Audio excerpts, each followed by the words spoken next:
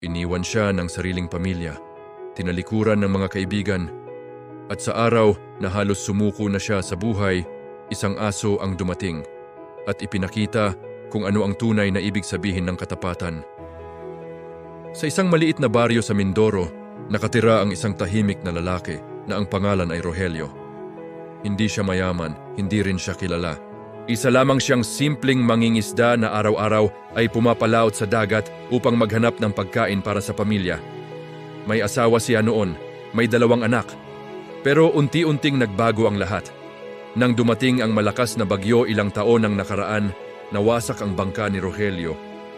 Ang tanging ikinabubuhay nila. Wala siyang ipon, wala siyang ibang trabaho. At dahil sa hirap ng buhay, nagsimulang lumayo sa kanya ang kanyang pamilya.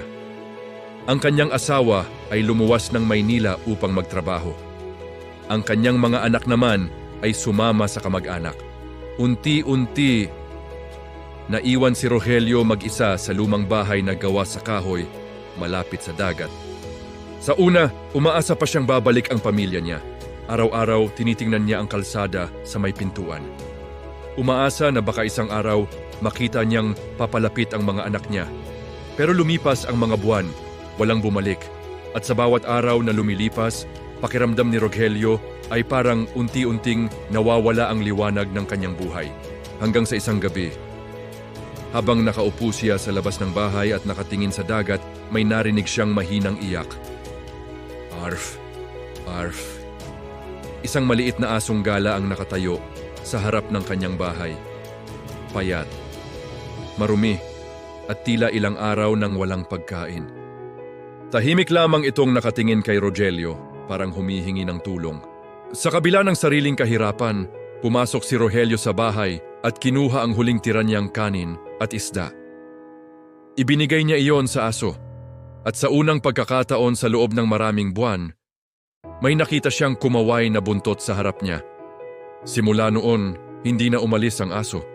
Tinawag niya itong Bantay. Araw-araw, sinasamahan ni Bantay si Rogelio sa pangingisda. Kapag papunta siya sa dagat, nakaupo ang aso sa dalampasigan at naghihintay. Kapag bumabalik si Rogelio, unang tumatakbo si Bantay upang salubungin siya. At sa tuwing tahimik ang gabi, ang aso lamang ang kasama niya sa bahay. Unti-unting naramdaman ni Rogelio na kahit iniwan siya ng maraming tao, may isang nilalang na hindi kailanman umalis. Pero dumating ang araw na magbabago sa lahat. Isang hapon, habang papauwi si Rogelio mula sa dagat, bigla siyang nakaramdam ng matinding sakit sa dibdib. Nahulog siya sa buhangin, wala siyang lakas upang tumayo. Walang ibang tao sa paligid, ang tanging nakakita sa kanya ay si Bantay. Agad na tumahol ang aso, paulit-ulit, malakas, parang humihingi ng tulong. Tumakbo ito papunta sa baryo, tatahol sa bawat taong makita. Hinahatak pa ang pantalon ng isang lalaki. Sa una, hindi nila pinansin. Akala nila nagwawala lamang ang aso. Pero hindi tumigil si Bantay. Patuloy siyang tumatahol at tumatakbo pabalik sa dalampasigan. Hanggang sa may isang matandang lalaki na nagpasya na sundan ito. At doon nila nakita si Rogelio nakahandusay sa buhangin, halos wala ng malay. Agad siyang dinala sa ospital. Ayon sa doktor, kung ilang minuto pa siyang naiwan doon, maaring hindi na siya umabot ng buhay. At ang dahilan kung bakit siya nailigtas, isang asong hindi tumigil sa paghingi ng tulong. Pagkatapos ng ilang linggo, nakalabas si Rogelio sa ospital. Pagdating niya sa bahay, may isang aso na naghihintay sa pintuan, nakaupo, tahimik, pero kumakaway ang buntot. Si Bantay. At doon napaiyak si Rogelio, yumakap siya sa aso.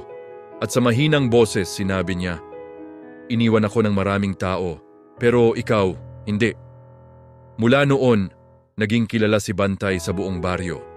Hindi dahil isa siyang aso, kundi dahil ipinakita niya ang isang bagay na minsan ay nakakalimutan ng tao, ang tunay na katapatan.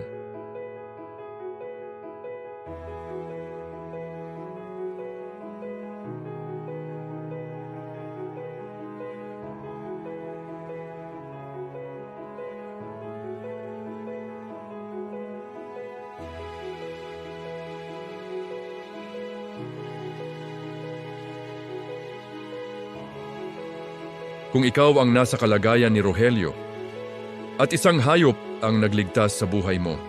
Ano ang gagawin mo upang suklian ang kanyang katapatan? At sa tingin mo, bakit kaya minsan mas tapat pa ang hayop kaysa sa tao?